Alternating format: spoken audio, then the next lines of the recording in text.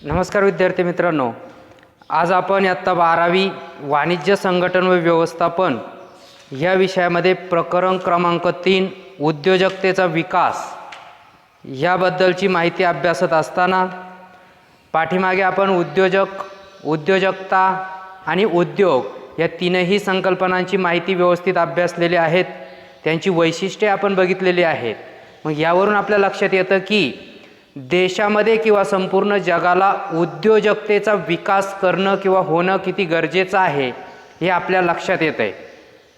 प्रत्येकानं जर नोकरीची अपेक्षा बाळगली किंवा मला नोकरी मिळावी ह्या उद्देशानं जर पुढाकार घेतला तर नोकऱ्यांचं प्रमाण कमी होईल, बेरोजगारीच्या समस्या निर्माण होतील।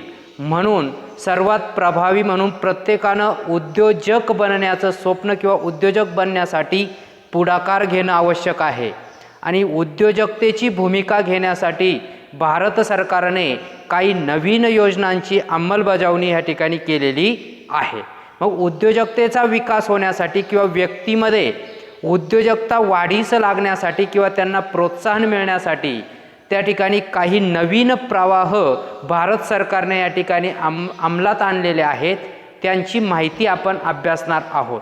म्हणून आजच्या व्हिडिओमध्ये आपण उद्योजकता विकासातील नवीन प्रवाह यांची माहिती अभ्यासणार आहोत।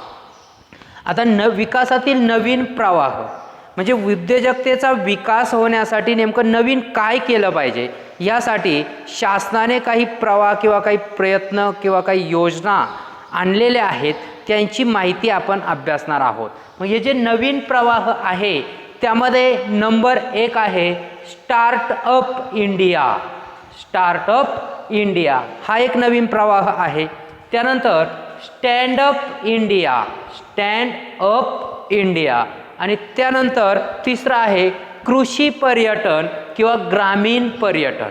हे तीन नवीन जे प्रवाह आहे यांचा मुख्य उद्देश किंवा हे नवीन सुरू करण्यासाठी या नवीन योजना सुरू करण्याचा महत्त्वाचा उद्देश की लोकांमधला व्यक्तींमधला उद्योजकता किंवा जी उद्योजकतेची जी भूमिका आहे ती काय केली पाहिजे, वाढली पाहिजे। उद्योजकता वाढला पाहिजे, बरोबर आहे की नाही। उद्योजकतेचा विकास झाला पाहिजे म्हणजेच बऱ्याच अंशी व्यक्तींना वाटलं पाहिजे की मी काहीतरी उद्योग सुरू करावा, यासाठी या योजना किंवा हे प्रवाह आहे। तर आज आपण एक एक प्रवाह व्यवस्थितपणे अभ्यासणार आहोत। 3 विचार प्रवाह कोणते आहे? स्टार्टअप इंडिया, स्टँडअप इंडिया आणि कृषी पर्यटन किंवा ग्रामीण पर्यटन। मग त्यामध्ये आज आपण पहिला स्टार्टअप इंडिया हा प्रवाह नेमका काय आहे, याची उद्दिष्ट काय आहे, याचा अर्थ कसा आहे, त्याची ओळख आपण या ठिकाणी जाणून घेणार आहोत। म्हणून हे जे 2 आहे ते आपण नंतर बघणार आहोत, एक एक प्रवाह विचारात घेणार आहोत। पहिला विचार प्रवाह किंवा पहिला नवीन प्रवाह जो आहे तो स्टार्टअप इंडिया। आता स्टार्टअप इंडिया आहे का नाही, याचं नावच काय आहे? स्टार्ट म्हणजे सुरू होणे आणि इंडिया म्हणजे तो काय आहे, भारतामध्ये सुरू झालेला आहे। मग रिकाम्या जागांसाठी प्रश्न येत असतो, स्टार्टअप इंडिया हा भारत सरकारचा एक उपक्रम आहे। हे नवीन विचार प्रवाह कोणाचे आहे? भारत सरकारचे आहे। म्हणून स्टार्टअप इंडिया हा भारत सरकारचा एक उपक्रम आहे, म्हणजेच भारत सरकारने हा उपक्रम सुरू केलेला आहे।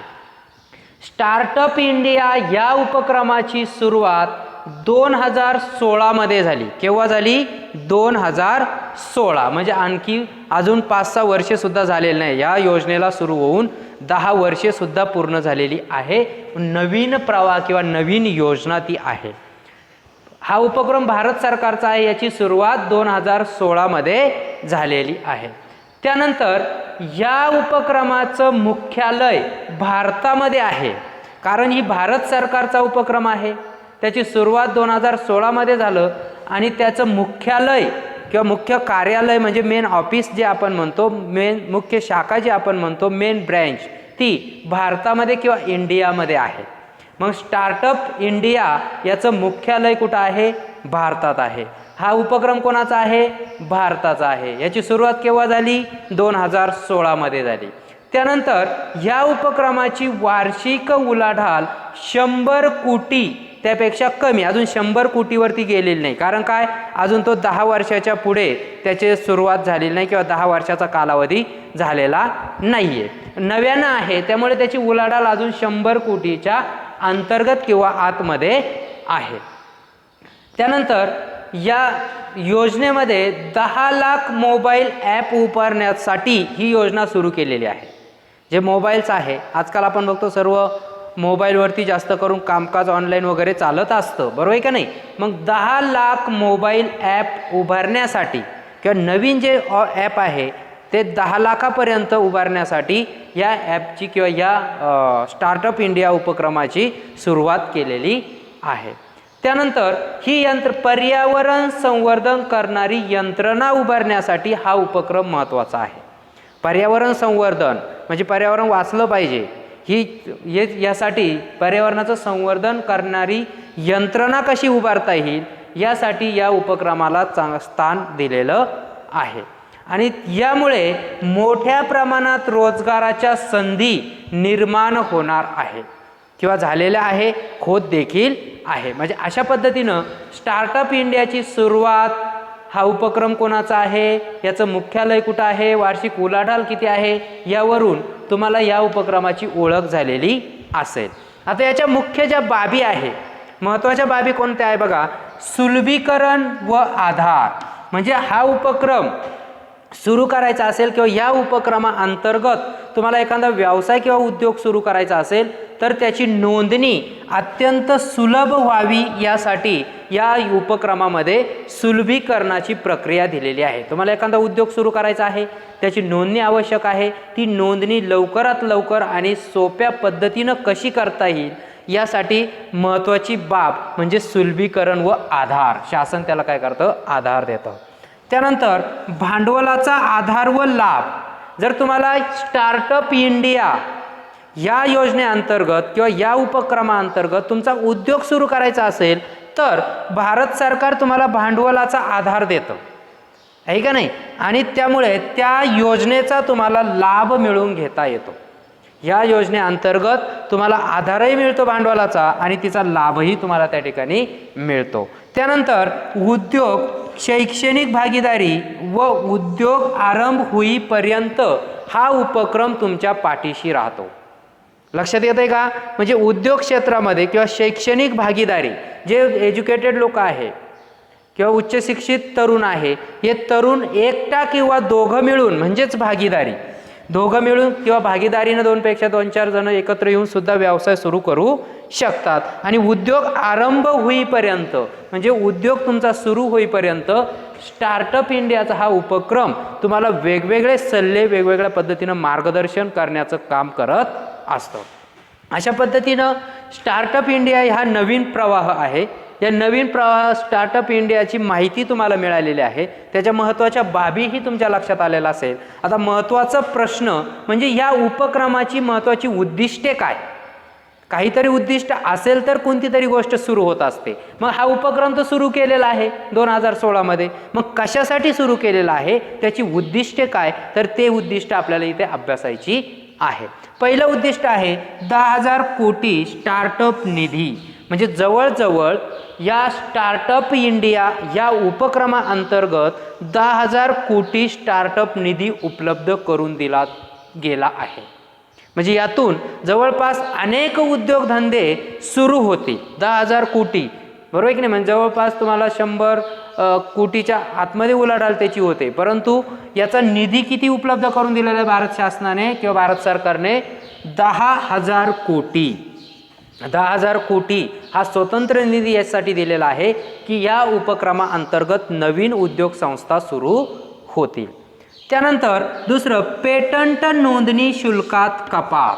दुसरं उद्दिष्ट काय, पेटंट नोंदणी शुल्कात कपात. म्हणजे तुम्ही एखादा उद्योग सुरू केला आहे, त्या उद्योगाला तुम्ही एखादं नाव दिलेलं आहे, पण तुमच्यासारखा सेम किंवा त्याच पद्धतीचा उद्योग किंवा प्रोडक्ट दुसऱ्याने करू नये, तुमचं कॉपी पेस्ट करू नये, त्यासाठी कायद्याअंतर्गत किंवा काही कायदे केलेले आहेत. आणि त्याचं स्वातंत्र्य किंवा त्याची नोंदणीसुद्धा तुम्हाला त्या ठिकाणी करता येते. मग अशी नोंदणी, पेटंट नोंदणी जर तुम्हाला करायची असेल तर त्या शुल्कामध्ये कपात केलेली आहे. म्हणजे नाममात्र फीमध्ये तुम्हाला पेटंट नोंदणी करता येते. पेटंट नोंदणी म्हणजे काय असते? एक प्रकारचं रजिस्ट्रेशन असतं.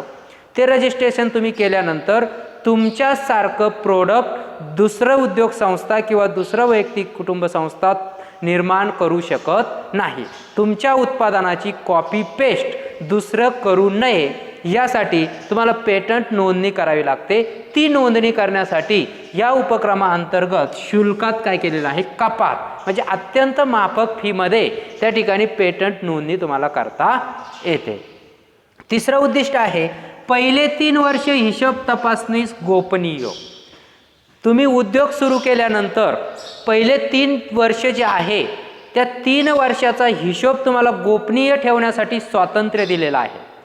बरोबर आहे की नाही? म्हणजे शासन त्यामध्ये हस्तक्षेप करणार नाहीत. तुम्ही जे CA हिशोब तपासणीसांकडून जो हिशोब तपासून घेणार आहेत तो हिशोब किंवा ते रजिस्टर किंवा तुमचं ती नोंद जी आहे ती तुम्ही काय करू शकता? गोपनीय ठेवू शकता.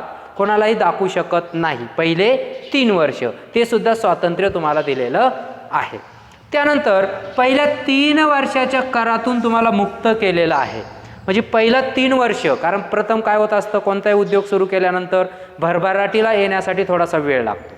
म्हणून नफा तोटा लक्षात घेता शासनाने काय केलेलं आहे की पहिल्या 3 वर्षे कोणताही प्रकारचा कर तुमच्यावर आकारायचा नाही. तुमचा उत्पन्न कर असेल किंवा तुमचा भांडवली कर असेल, या करामध्ये तुम्हाला काय केलेलं आहे? स्वातंत्र्य दिलेलं आहे. म्हणजे कोणताही कर शासन तुमच्याकडून आकारणार नाही. पुढे स्वप्रमाणीकरणास मान्यता. म्हणजे वस्तूचा दर्जा, वस्तूची गुणवत्ता तुम्ही तुमच्या पद्धतीनं कशी बनवावी, कोणत्या क्वालिटीची वस्तू बनवावी याचं पूर्ण स्वातंत्र्य तुम्हाला त्या ठिकाणी दिलेलं आहे. म्हणजे स्वप्रमाणीकरणास शासनाने तुम्हाला मान्यता पण दिलेली असेल. मग तुम्ही वजन, त्याची किंमत, त्याचा दर्जा, गुणवत्ता वगैरे वगैरे, वस्तूचा दर्जा वगैरे तुम्ही स्वतः त्या ठिकाणी काय करू शकतात? मेंटेन करू शकता. पुढचं उद्दिष्ट 5 लाख शाळा व 10 लाख विद्यार्थ्यांना सहभागी करून घेणं. आणखीन महत्त्वाचं उद्दिष्ट काय आहे? 5 लाख शाळांना या उपक्रमाची माहिती द्यायची आणि ह्या शाळेच्या अंतर्गत जवळपास 10 लाख विद्यार्थ्यांना या योजनेअंतर्गत सहभागी करून घेणं. म्हणजे उच्च शिक्षित किंवा जे महाविद्यालय असतात ह्या महाविद्यालयांमध्ये जाऊन प्रशिक्षण द्यायचं. कमीत कमी एका शाळेतून किंवा एका कॉलेजमधून 2-4 विद्यार्थी तरी उद्योजक बनतील. आणि समजा एखादा 80 विद्यार्थी संख्येचा एक वर्ग आहे, बरोबर आहे की नाही? जर एका वर्गातून एक जरी उद्योजक तयार झाला तर तो बाकीच्यांना काम देऊ शकतो. अशी जी साखळी आहे ती या ठिकाणी शासनाच्या लक्षात आल्यामुळे कमीत कमी एका शाळेतून 2-3 तरी विद्यार्थी उद्योजक जर झाले तर त्यांच्या परिसरातील ते अनेक व्यक्तींना काम देऊ शकतात. त्यामुळे बेरोजगारीची संधी मोठ्या प्रमाणात, बेरोजगारी जी आहे ती कमी होऊ शकते. त्यानंतर देशातील उद्योजकतेला प्रोत्साहन देणे. आपण उद्योजकता, उद्योजक आणि उद्योग ह्या 3ही संकल्पना पाठीमागे अभ्यासलेल्या आहेत, बरोबर आहे का नाही? मग देशातील उद्योजकतेला प्रोत्साहन देणं हे प्रमुख वैशिष्ट्य किंवा महत्त्वाचं उद्दिष्ट आहे. कारण देशामध्ये जर उद्योजकतेला प्रोत्साहन दिलं तर उद्योगांची संख्या वाढेल. उद्योगांची संख्या वाढल्यानंतर मोठ्या प्रमाणात रोजगाराची संधी निर्माण होईल. रोजगाराची संधी निर्माण झाल्यावर दरडोई उत्पन्नात वाढ होईल. दरडोई उत्पन्नात वाढ झाल्यामुळे राष्ट्रीय उत्पन्नात वाढ होईल आणि राष्ट्रीय उत्पन्नात वाढ झाल्यामुळे देशाचा आर्थिक विकास साध्य होईल. म्हणून हे जे नवीन प्रवाह आहे त्यामधला पहिला स्टार्टअप इंडिया हा उपक्रम सुद्धा अत्यंत महत्त्वाचा आहे. त्यानंतर संपूर्ण जगात भारताला स्टार्टअप हब म्हणून प्रोत्साहन देणं. म्हणजे उद्योग संस्थेचं केंद्रबिंदू, औद्योगिकरणाचा केंद्रबिंदू म्हणून संपूर्ण जगात भारताकडे पाहिलं जावं किंवा भारताकडे बोट जावं असा एक कल निर्माण करण्याचा प्रमुख उद्देश भारत सरकारचा आहे. या उपक्रमाअंतर्गत अनेक उद्योजक हे भारतामधले असावेत आणि एक औद्योगिक वसाहत किंवा औद्योगिकरणाचा केंद्रबिंदू म्हणून भारताकडे संपूर्ण जगाचा पाहण्याचा दृष्टिकोन असावा असा उद्देश देखील यांचा आहे. हब म्हणजे एखाद्या क्षेत्रामध्ये केंद्रबिंदू म्हणून काम करणे. म्हणून स्टार्टअप किंवा वेगवेगळे उद्योग सुरू करण्याचं केंद्रबिंदू हे भारत असावं असा उद्देश आपल्या देशाचा आहे. अशा पद्धतीनं उद्योजकतेचा विकास होण्यासाठी नवीन काही प्रवाह आणलेले आहेत. त्यामध्ये पहिलं आहे स्टार्टअप इंडिया. ती आपण या ठिकाणी व्यवस्थित अभ्यासलेली आहे. त्यानंतर आपण पुढच्या लेक्चरला बघणार आहोत स्टँडअप इंडिया. त्यानंतर कृषी पर्यटन किंवा ग्रामीण पर्यटन. म्हणजे अशा पद्धतीनं विद्यार्थी मित्रांनो, तुम्हाला जर उद्योजक बनायचं असेल तर पहिल्यांदा महत्त्वाचा प्रश्न असतो भांडवलाचा. मग भांडवलाचा प्रश्नामध्ये किंवा भांडवलाची उपलब्धता करून देण्यासाठी तुम्हाला स्टार्टअप इंडिया हा उपक्रम महत्त्वाचा ठरेल किंवा तुम्हाला एक चांगल्या पद्धतीनं मदत करू शकेल. तुम्ही त्याचा चांगला आस्वाद किंवा लाभ घेऊ शकतात. अशा पद्धतीने या योजनेचा चांगला अभ्यास करा. ऑनलाईनसुद्धा त्या योजनेबद्दल तुम्हाला चांगली माहिती मिळाली तर निश्चित तुम्ही काय करा, स्वतःमध्ये उद्योजकता तयार करा आणि उद्योजक होण्यासाठी काय व्हा, थोडेसे तयार व्हा आणि पुढाकार घ्या. अशा पद्धतीनं आपण या व्हिडिओमध्ये स्टार्टअप इंडियाविषयी माहिती बघितलेली आहे. पुढच्या व्हिडिओमध्ये आपण स्टँडअप इंडियाची माहिती अभ्यासणार आहोत. तोपर्यंत येथेच थांबूया. धन्यवाद.